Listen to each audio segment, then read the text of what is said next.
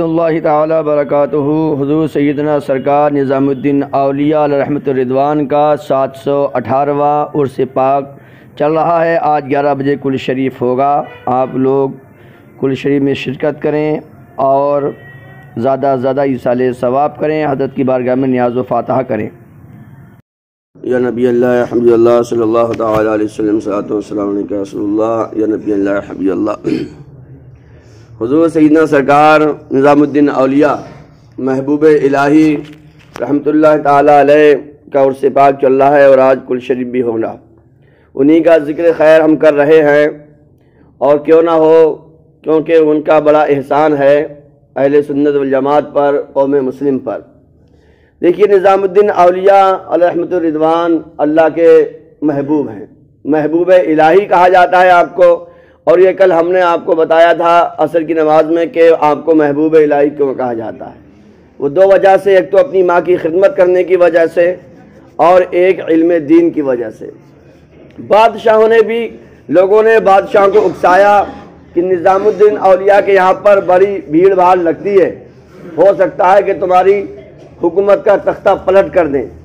تو ایک بادشاہ علاء الدین خلجی، اس نے آزمایا تو اس نے کہا نہیں ایسا نہیں ہوگا، پھر اس نے آزمایا بھی۔ علاء الدین خلجی کے دو بیٹے خضر خان اور شادی خان، یہ دونوں مرید تھے۔ بادشاہ ہاتھ باندھے کھڑے رہتے تھے اور لائن لگائے رہتے تھے، اور جن بادشاہوں نے بدتمیزی کی آپ کے ساتھ، حضرت نظام الدین اولیاء کو پریشان کیا، تو آپ نے ان کا تختہ بھی پلٹ دیا۔ ایک بادشاہ کو لوگوں نے اکسایا کہ بہت بھیڑ لگ رہی ہے، یہ حکومت چھین لیں گے۔ اچھا، تو یہ بادشاہ کہیں باہر جنگ پہ گیا اور وہیں سے اس نے خط بھیجا کہ نظام الدین اولیاء سے کہو کہ دہلی چھوڑ دیں اور یہاں سے چلے جائیں ورنہ خیر نہیں ہے۔ خط لے کے بھیجا، اور خط آیا تو نظام الدین اولیاء نے لیٹر کے اوپر لکھ دیا، ہنوز دلی دورست، ہنوز دلی دورست۔ بادشاہ کو بھیج دیا کہ بیٹا دلی تیرے بس کی باہر ہے، تیرے بس کی نہیں ہے کہ تو ہم کو باہر نکال دے۔ تو پھر اس نے کہا، پھر دھمکی دی، اگر وہ نہیں نکلے تو میں آ کے نکال دوں گا۔ پھر حضرت نظام الدین اولیاء نے فرمایا، ہنوز دلی دورست، یہ تیرے بس کی بات نہیں ہے۔ اور جب وہ آیا، اس کے لیے استقبال میں بہت بڑا محل بنایا گیا۔ جیسے ہی وہ محل کے اندر آیا اور اس کے چمچے، اس کے چاہنے والے آئے، تو پورا محل ہی دھڑام گر گیا اور سب تباہ و برباد ہو گئے، نیست و نابود ہو گئے۔ ایک بادشاہ بہت پریشان کر رہا تھا، آپ کو بہت زیادہ پریشان کر رہا تھا، تو آپ اپنی والدہ کی مزار پر گئے اور اپنی والدہ سے کہا، اے امی، یہ مجھے بہت پریشان کر رہے ہیں، اگر ان کی پریشانی نہیں رکی تو میں تمہاری مزار پہ آئندہ آؤں گا نہیں۔ صبح کو دیکھا تو ختم کہانی اس کی، اس کو ختم کر دیا لوگوں نے۔ تو یہ معاملات ہیں۔ اصل میں ہوتا کیا ہے، اللہ والے اللہ کے نام پر بک جاتے ہیں، اپنا سب کچھ قربان کر دیتے ہیں، اور ہم خالی ذکر سنتے ہیں اور کرامت کہہ کے آگے گزر جاتے ہیں۔ یہ تو ان کی کرامت تھی، میں کئی دن سے آپ کو یہ سمجھا رہا ہوں، ہم یہ کہہ کے گزر جاتے ہیں یہ ان کی کرامت۔ کرامت بے شک ہے، مگر آپ ان کی اسٹرگل تو دیکھیے، ان کی محنت تو دیکھیے، وہ راتوں کو جاگنا، وہ چلے کرنا، وہ سب اپنا چھوڑ چھاڑ کے اپنے پیر و مرشد کی جوتیاں اٹھانا، وہ ان کی خدمتیں کرنا، سمجھے کہ نہیں سمجھے؟ اور ہم کیا ہیں، بس ہم نے سوچا کہ یہ کرامت ہے اور کرامت کہہ کے آگے گزر گئے۔ مطلب یہ تو ہم کر ہی نہیں سکتے، یہ تو ان کے لیے ایک الگ وشیشتا ہے، یہ الگ ان کے لیے اوسر تھا، یہ ان کے لیے الگ موقع تھا۔ دوستو، کرامت یہ بہت چھوٹی چیز ہے، ہم آپ کو کئی دن سے بتا رہے ہیں۔ استقامت، دین پر پابندی سے کام کرتے رہنا، کنٹینیو عمل کرتے رہنا، اس کو استقامت کہتے ہیں، اور یہ ہزاروں درجہ بلند ہے کرامت سے۔ ایک مرتبہ حضرت نظام الدین اولیاء کے پاس ایک بندہ آتا ہے، اس کا گھر جل جاتا ہے، گھر جل گیا۔ اب اس نے بھاگ دوڑ کر کے بادشاہ سے اپنے لیے پیسے منظور کرا لیے، شاہی فرمان نامہ لکھوا لیا پیسوں کے لیے کہ اس کو اس کے گھر کی، اس کے نقصان کی بھرپائی مل جائے گی۔ اور یہ بھاگا بھاگا وزیر خزانہ کے پاس، وت منتری کے پاس پہنچا۔ پہنچنے سے پہلے کسی طرح سے اس کا جو شاہی فرمان نامہ تھا وہ گم گیا، وہ لیٹر گم گیا۔ لو صاحب، ایک تو آگ لگی تھی، اس کے بعد آگ لگنے کے بعد کچھ آس بندھی تھی، وہ لیٹر ہی گم ہو گیا۔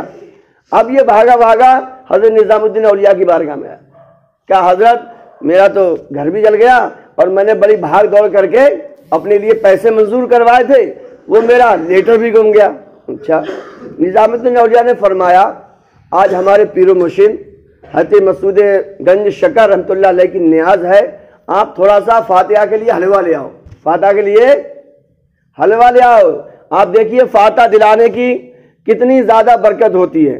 آج بھی لوگوں میں کتنا ہے کہ کوئی بھی پریشانی ان کو آ جاتی ہے، فوراً ان کے گھر والے کہتے ہیں یار فاتحہ دلا دو، تم یہ کام تمہارا ہونے سے بچ گیا۔ کبھی کوئی خطرہ ہوتا ہے، کبھی کوئی حادثہ ہوتا ہے تو فوراً ہمارے گھر والے ہمیں یاد دلاتے ہیں، بڑے بوڑھے یاد دلاتے ہیں کہ بھیا فاتحہ دلاؤ۔ سمجھے نہیں سمجھے؟ فاتحہ دلا لو، قرآن خوانی کرا دو، میلاد شریف کرا دو۔ اب دیکھیے آپ نظام الدین اولیاء کیا فرماتے ہیں کہ آج ہمارے پیر و مرشد کی نیاز ہے، تم تھوڑا سا حلوہ لے کر آؤ۔ اب یہ بندہ بھاگا حلوائی کی دکان میں گیا۔ اب آپ کو یہ بھی پتا چلے گا کہ علم کی کیا قدر ہوتی ہے۔ یہ بھاگا حلوائی کی دکان پہ گیا۔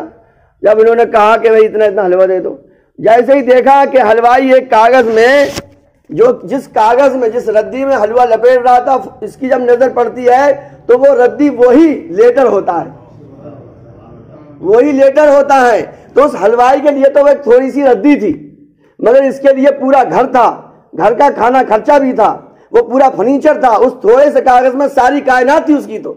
اور حلوائی اس کو کیا سمجھ رہا تھا؟ ایک کاغذ کی ردی۔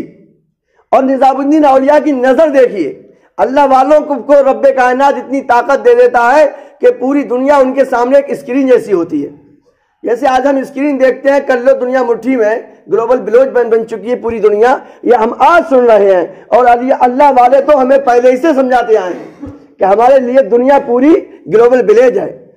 غوث اعظم رضی اللہ تعالیٰ عنہ فرماتے ہیں نظر تو الی بلاد اللہ جمعہ، میں پوری کائنات کو ایسے دیکھتا ہوں جیسے اپنی ہتھیلی پہ کوئی رائی کے دانے دیکھتا ہے۔ تو یہ تو آج سائنس آج بتا رہی ہے کہ دنیا گلوبل ولیج ہے، اور اللہ والوں نے پہلے کر کے دکھا دیا ہے۔ بہرحال اس کی تو وہی لگ گئی، اور فوراً اس نے حلوہ لیا اور پہنچ گیا حضرت کی بارگاہ میں۔ کہا حضرت میرا تو کام ہو گیا، نیاز کے صدقے میں، آپ کے قدموں کے صدقے میں۔ تو فوراً گیا پھر بادشاہ کے یہاں پر، تو حضرت کے جتنے مریدین تھے جتنے تھے وہ تو ایک دم خوش ہو کر رہ گئے کہ حضرت کی نظر دیکھیے۔ تو یہ ہے، اگر علم اس کو بھی نہ ہوتا اور تو میرے دوستوں کتنا نقصان ہو جاتا۔ آپ یہ دیکھیے، اسی لیے تو حضور صلی اللہ علیہ وسلم نے فرمایا علم روشنی ہے۔ اندھیرے میں آدمی ٹاپک ٹوئیاں مار سکتا ہے، اندھیرے میں آدمی ادھر ادھر بہکے گا بھٹکے گا۔ نظام الدین اولیاء کی دستار بندی ہو گئی تھی بدایوں شریف میں، پھول پڑ گئے تھے۔ اس زمانے میں جتنے سبجیکٹ چلتے تھے سارے پاس کر لیے آپ نے، اور اچھے نمبروں سے۔ اس کے باوجود بھی بدایوں سے ماں کے ساتھ، اپنی بہن کے ساتھ دہلی آئے پڑھنے کے لیے۔ سمجھے؟ آج ہم سب لوگ فاتحہ اچھی بات ہے، کریے، فاتحہ کے فائدے بھی ہم بتا رہے ہیں آپ کو، پتیلے بنائیے، بڑھیا ہے، مگر ان سے کہیں زیادہ یہ بھی تو دیکھیے اولیاء کرام نے پڑھا کتنی محنت سے ہے، کتنی جستجو سے پڑھا ہے۔ اور صاحب اس زمانے کی پڑھائی پیدل چلنا ہوتا تھا، پیدل چلنا، مل گئی تو مل گئی، ورنہ کہیں گھاس کھا رہے ہیں، کہیں پتے کھا رہے ہیں، کہیں کچھ کھا رہے ہیں، کہیں کچھ کھا رہے ہیں۔ اس ٹائم کی پڑھائی اور آج کل کی پڑھائی تو بھیا اتنی آسان ہے کہ 24 گھنٹے آپ کا استاد آپ کی جیب میں ہے۔ سمجھے کہ نہیں سمجھے؟ تو اس پر بھی نظر رکھیے کہ ہمارے اولیاء کرام نے اسٹرگل کیا، کتنا کیا ہے، انہوں نے محنت کتنی کی ہے، علم دین کا انہوں نے کتنا زیادہ ان پر فوکس رکھا ہے، پوری زندگی ان نے علم دین سے جدا نہیں ہوئے ہیں۔ ہم اس پر بھی نظر رکھیں کہ اولیاء کرام نے محنت کتنی کی ہے۔ خالی کرامت کہہ کے آگے نہ گزر جائیں، پلہ نہ جھاڑ لیں کہ یہ تو ان کی کرامت تھی، ہم تو یہ نہیں کر سکتے۔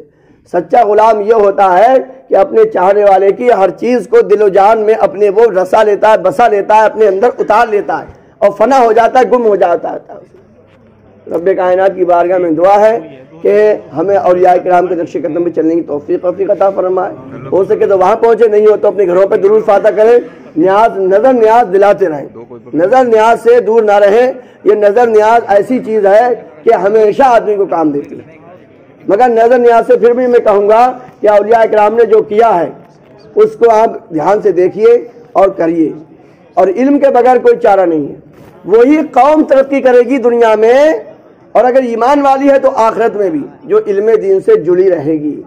پڑھیں گے تب بڑھیں گے، سمجھے نہیں سمجھے؟